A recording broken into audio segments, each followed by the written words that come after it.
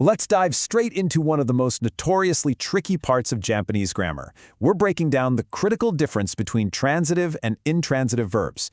So if you've ever scratched your head trying to figure out why sometimes a door opens and other times you open a door, this explainer is exactly what you need. Here's how we're going to tackle this. We'll start with action versus natural change. Look at the core grammar rules and then jump right into some real-world examples. Things like opening and closing doors, dealing with power and electronic devices, and moving things in and out. All right, section 1, action versus natural change. These are basically the two totally different worlds of Japanese verbs. Basically, transitive verbs show that a person is doing an action to something. There's an active human intervening and making it happen.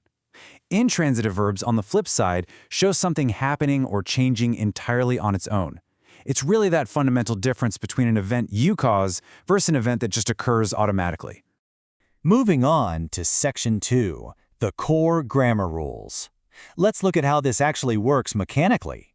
Now, the absolute crucial point here is the presence or absence of just one single grammatical particle. Transitive verbs absolutely require the particle wo to explicitly mark the target of the human action. Conversely, intransitive verbs do not use the particle wo at all, and that's simply because there's no direct object receiving an action from an outside force. Let's break down the exact formula.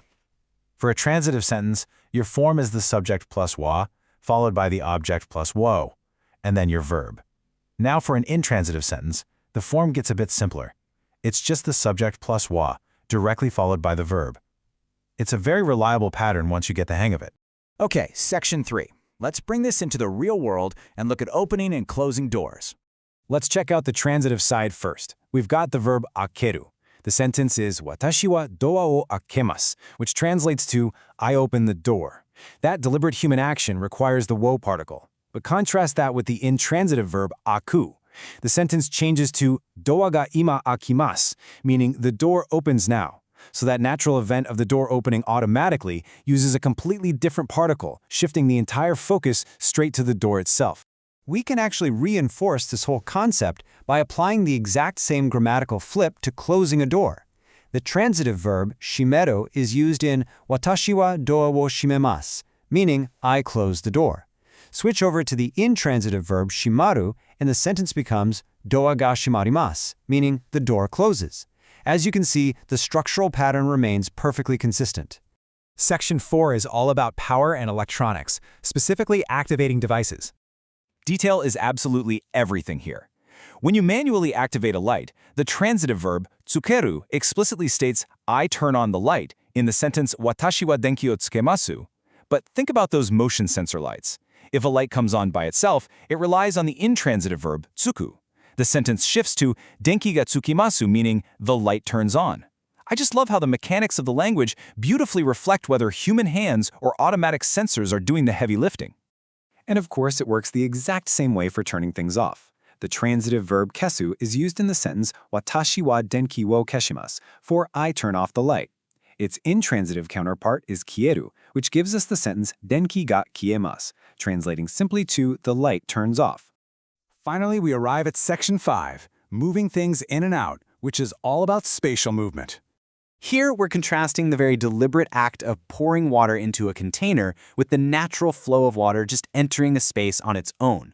For instance, the transitive verb ireru is used in the sentence watashi wa mizu o iremasu, which means I put water in.